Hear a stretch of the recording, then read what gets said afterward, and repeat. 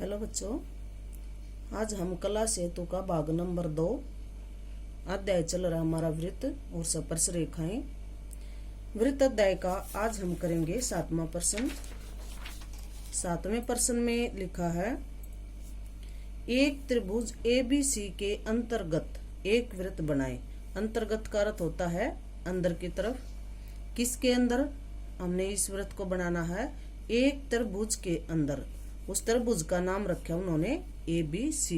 हमने त्रिभुज के 3 कोण होते हैं, तीनों का नाम दे दिया A, B और C। तो आज हम बनाएंगे 7वां सवाल। पेंसिल को छील लो, नुकीली होनी चाहिए पेंसिल। एक रेखाखंड हम बनाते हैं समबाहु त्रिभुज। समबाहु त्रिभुज होती है जिस त्रिभुज की सभी भुजाएं, सभी कोण समान हो। तो अपने हिसाब से कितनी भी रेखा ले लो, वो आपकी मर्जी है। बड़ी लो, छोटी लो। त्रिभुज की तीनों भुजाएं उत्तर रेखाओं में आएंगी। गाड़ी लॉक कर दो। ये नाम दिया था ना ABC। A बिंदु आ गया और B आ गया। इस आधार रेखाखंड के 2 बिंदु मिल गए A और B। अब जहां 2 भुजाएं यहाँ जाकर मिलेंगी शीर्ष पे, वो आ जाएगा हमारा C बिंदु। तो समबाहु त्रिभुज के लिए सारी भुजाएं समान बनाएंगे। A बिंदु पर प्रकार रखो और B कितना खोल लो। B कितना खोल कर ऊपर की तरफ बिल्कुल हल्की सी मिटौनी है ये चाप लगा दो। अब इधर घुमा लो फाइल को। अब B पे रखना है। B पे रखकर उतना ही खुले खुले हल्की सी चाप लगाएंगे। ये चाप एक दूसरे को C बिंदु पर काट गई। इस चाप का जो मध्य बिंदु है इसको C नाम देंगे हम। ये हो गया C बिंदु। ये हमारी त्रिभुज का तीसरा बिंदु आ गया C। अब हम A और C को मिला देंगे। गाढ़ी रेखाएं आएंगी A और C को। अब C और B को मिला देंगे। बिल्कुल चाप के बीच से रेखा निकालनी है और B बिंदु पर मिलानी है। ये बिल्कुल बिंदु पर मिलनी चाहिए दोनों तरफ से। अब हमारे 3 कोण आगे, त्रिभुज की 3 भुजाएं आगे, 3 कोण आगे ABC। ये हमारी समबाहु त्रिभुज बन गई।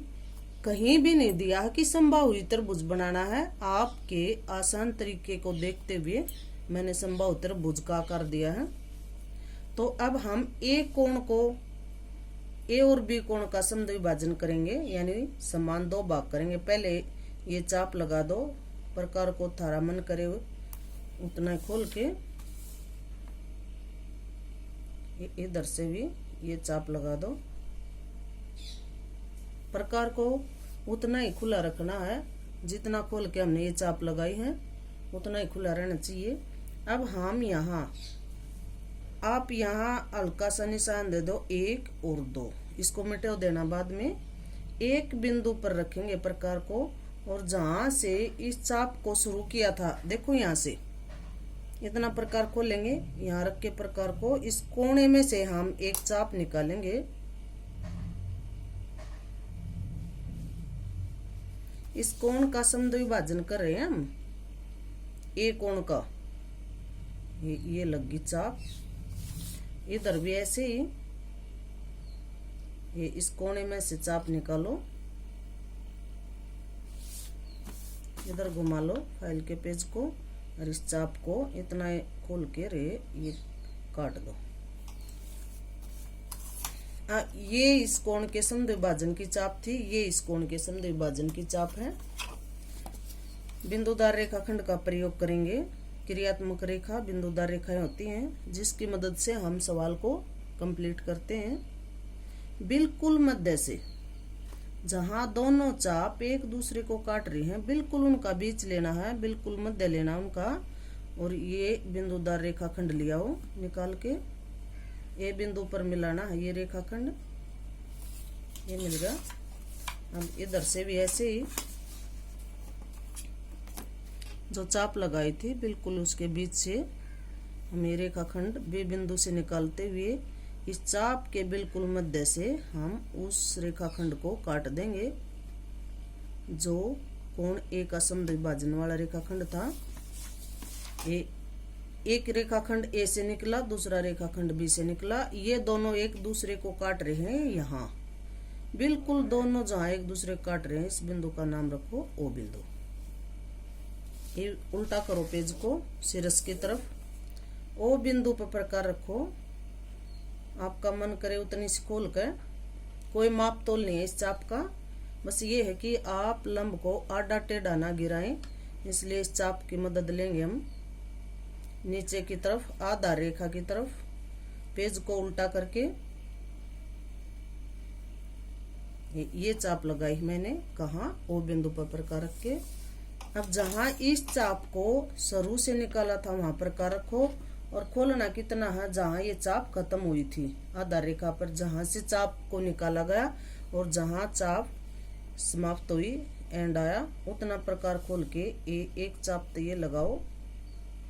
इधर से यहाँ से उठा लो प्रकार को, इधर ए की तरफ इस चाप के एंड पर रखो जहां हमने चाप को अंत तक लिया था।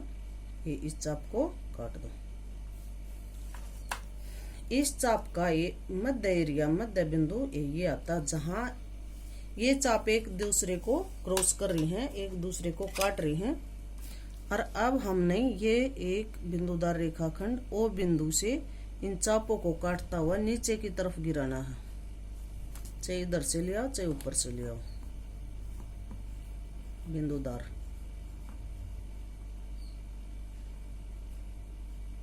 ये हो गया। अब पेज को उल्टा कीजिए। अब ये दिख रहा है ए बी बिंदु पर हमने एक समबाहु त्रिभुज की रचना की है, समबाहु त्रिभुज को बनाया है। फिर इस ए कोण का और बी कोण का समद्विभाजन किया। समद्विभाजन करने के बाद जहां ये रेखाखंड एक दूसरे को काट रहे हैं, वो हमारा ओ बिंदु आ गया था। ओ बिंदु से नीचे की तरफ आधार रेखाखंड की तरफ यहाँ ओ पर रख के शीट को उल्टा करना है ऐसे। इस ओ बिंदु पर तय अपनी मर्जी से आपका मन करे उतना प्रकार खोल के और ये चाप देनी थी। अगर आप फिर भी पजल हो जाओ तो इसका नाम 3 धर लो, इसका 4 धर लो, अपनी तरफ से पहचान के लिए आप इन्हें नाम धर सकते हो। ओ बिंदु पर से अंक 4 जितना प्रकार खोल के अंक 5 पे 3 पे खत्म कर दिया। अब हम 4 पर प्रकार रखेंगे और 3 कितना खोल के ये चाप लगाई थी। इसके बाद 3 पर रखकर 4 जितना प्रकार खोला और ये चाप दूसरी चाप लगाई थी। ये चाप एक दूसरे को काट रही हैं। इनके मध्य से ओ बिंदु से लेकर आधार रेखाखंड को भी काटता हुआ ये रेखाखंड चाप के बीचों बीच नीचे की तरफ चला जाएगा। ये एक लंब हो गया, ओ बिंदु से आधार रेखाखंड पर लंब हो गया है ये। जहां ये लंब इसको काट रहा है, इस आधार रेखाखंड को जहां काट रहा है, इसका नाम पी बिंदु रखो।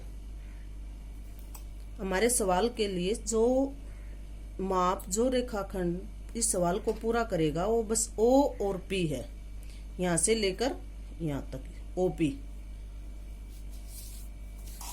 अब जितना अधूरा काम रह गया उसको पूरा करते हैं। क्या रह गया, त्रिभुज तैयार हो गई है, लंब गिराया गया, कोणों का समद्विभाजन भी हो गया है। अब हमारा अधूरा काम रह गया त्रिभुज एबीसी के अंतर्गत एक वृत्त बनाना। इसके अंदर एबीसी के अंदर ये भी वृत्त बनाएंगे। वृत्त ओ बिंदु पर प्रकार रखो, ओ पर रख के पी कितना खोल लो प्रकार को, पी कितना। पहले एक रफ कार्य के लिए है ना, आप धीरे से घुमा के देखा करो, कहीं गड़बड़ होगी तो ये तीनों भुजाओं को वृत्त स्पर्श नहीं करेगा। अगर स्पर्श करता है तो आपका सवाल बिल्कुल सही बन गया। ओ बिंदु पर रखो, पी कितना खोलो, अरे ये गाढ़ी रेखा में वृत्त खींच लाओ। पेज को घुमाते रहो साथ साथ। वृत्त और त्रिभुज की तीनों भुजाएं गाढ़ी रेखा होंगी, वृत्त भी गाढ़ा हो जाएगा। उत्तर रेखा में आएगा ना वृत्त और त्रिभुज दोनों, तो इनको हम गाढ़ा करेंगे। अब देखो त्रिभुज के अंदर हमने वृत्त बना दिया है। ये वृत्त तीनों भुजाओं को स्पर्श कर रहा है। देखो यहाँ से भी, इस भुजा को भी और इस भुजा को भी। ये हमारी अभिष्ट रचना है, वही त्रिभुज है जिसके अंदर हमने वृत्त को बना दिया।